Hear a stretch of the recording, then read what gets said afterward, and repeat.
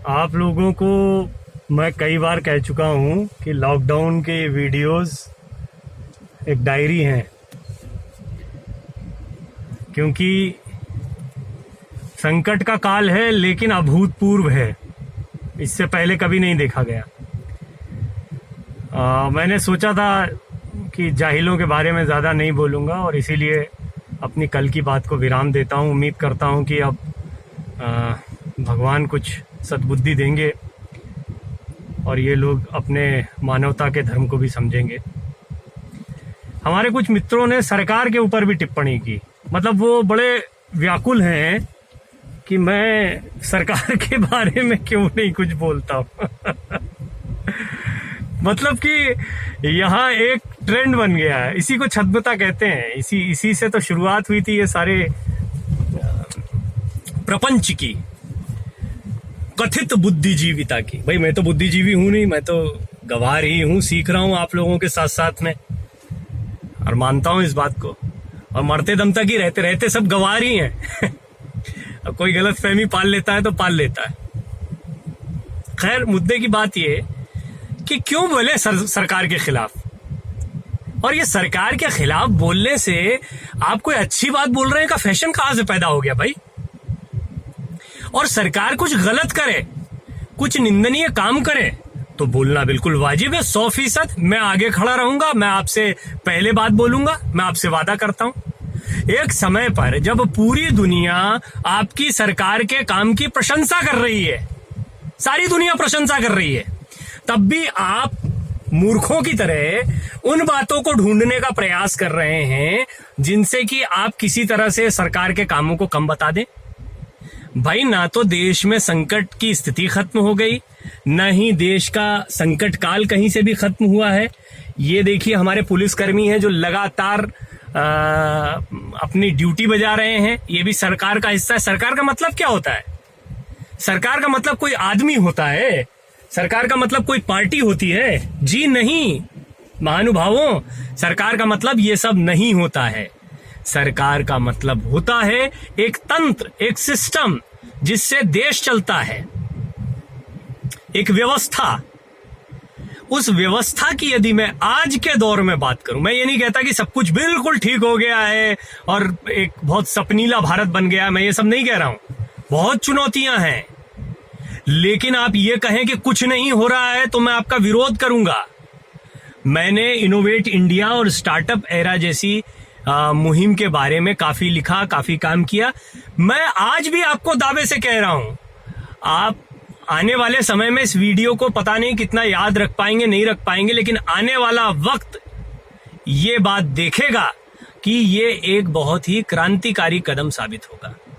युवा एंटरप्रेन्योर्स को पैदा करना, और युवा एंटरप्रेन्योर्स का मतलब ये नहीं है कि सारे के सारे धंधा करने वाले पैदा हो गए और कमाई करने लगे। एक सोच, अपना काम करने की सोच, एक सोच जिसके जरिए आप अपने लिए अपने विकास के साथ साथ देश का विकास भी कर सकते हैं। दूसरा, जो देश का विकास चल रहा है उसका हिस्सा बनके अपना फायदा भी उठा सकते हैं या अपना लालन पालन भी कर सकते हैं। इसको आप ऐसे समझिए कि अभी तक जो हमारा कमाने का तरीका रहा है, मैं उस बहुत बड़े वर्ग की बात कर रहा हूं जो लोअर मिडिल क्लास है,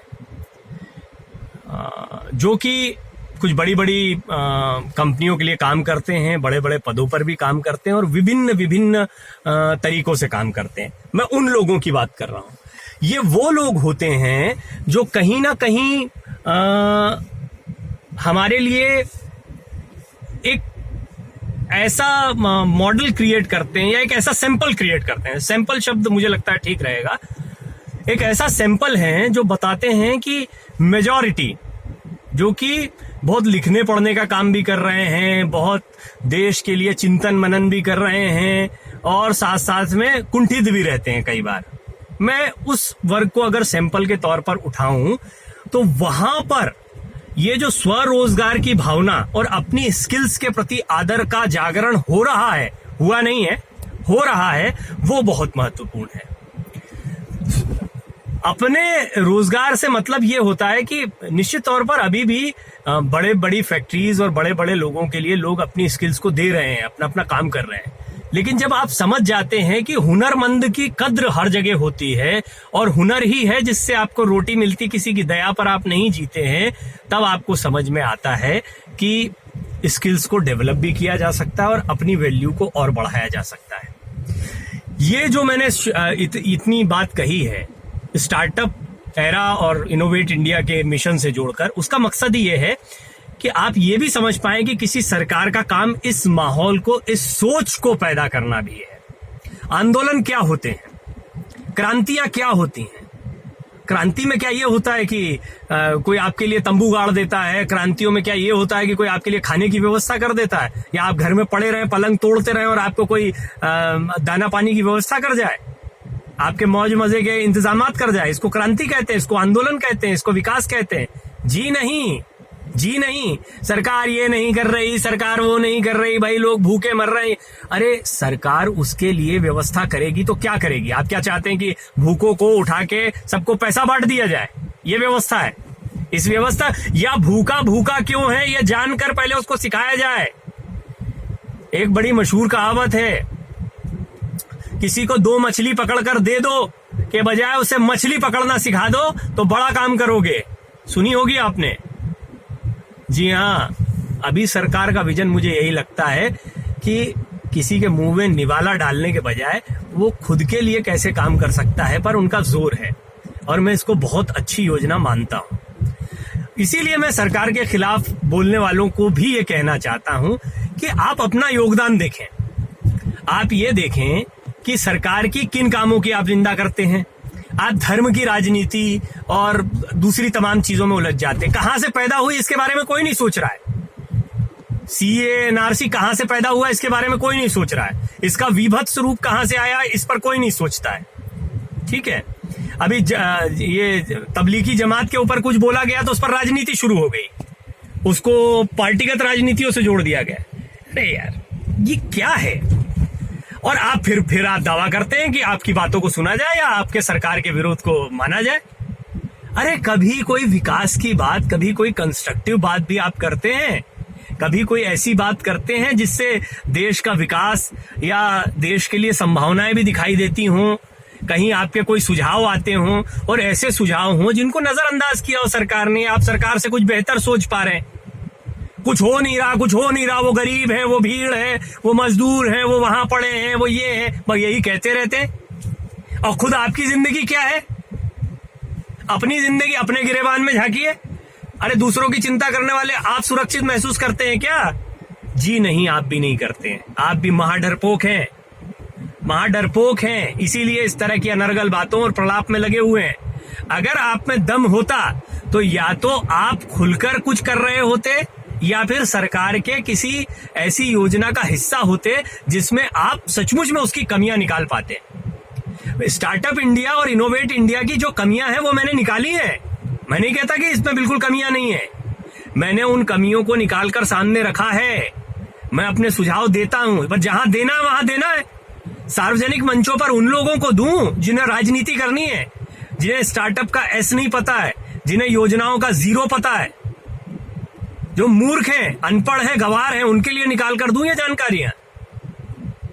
उनके लिए जो बोलना होता है वो मैं बोलता हूं। ये बात मेरे एक बड़े प्रिय भाई हैं, ऐसे ही कई आपकी तरह मित्र हैं जो लगातार देखते रहते हैं, और ये तो बहुत सामान्य टिप्पणी है जो मेरे ऊपर की जाती है कि मैं क्या सरकार के पक्ष में हूं, मैं सरकार के खिलाफ क्यों नहीं बोलता हूं। भाई क्यों खिलाफ बोलूं? और जब कोई खिलाफत का काम होगा तो करूंगा, बिना वजह झंडा उठा के मैं खिलाफ करने लग जाऊं? क्यों भाई? आपके पास कोई जवाब हो तो आप लिखना, और कोई तर्क संगत बात हो तो लिखना। भाई हमारे इंदौर में एक मगजमारी शब्द यूज होता है, बहुत जगह अब तो यूज होने लगा है, तो ये मगजमारियों से कुछ नहीं बनेगा। मैं बातें इसलिए बोल रहा हूं क्योंकि आपको नहीं समझा रहा हूं। स्वामी शरणानंद कहते थे हम इसीलिए बोल देते हैं कोई बात की स्वयं को समझा ले, तो हम खुद ही को समझा रहे हैं। आपको बात जच जाए, रुच जाए, समझ आ जाए, पसंद आ जाए तो आपको लगेगा कि हाँ यार आपके मन की बात है, भाषा मेरी है, अंदाज मेरा है, बस इतनी सी बात है। और आपको आपकी बात लगेगी तो आप पसंद कर लेंगे बात को, और नहीं लगेगी तो ठीक है, छोड़ दीजिए। सबकी अपनी अपनी मौज है। बहुत बहुत शुक्रिया। आप देख रहे हैं, पसंद कर रहे हैं, मेरा प्रोत्साहन कर रहे हैं, इसी तरह प्रोत्साहन करते रहें। मैं इसी तरह कुछ बातें जो मेरे दिमाग में आती हैं, जो झंझावात चलते रहते हैं, उनको उगल दिया करूंगा यहाँ पर। बहुत बहुत धन्यवाद।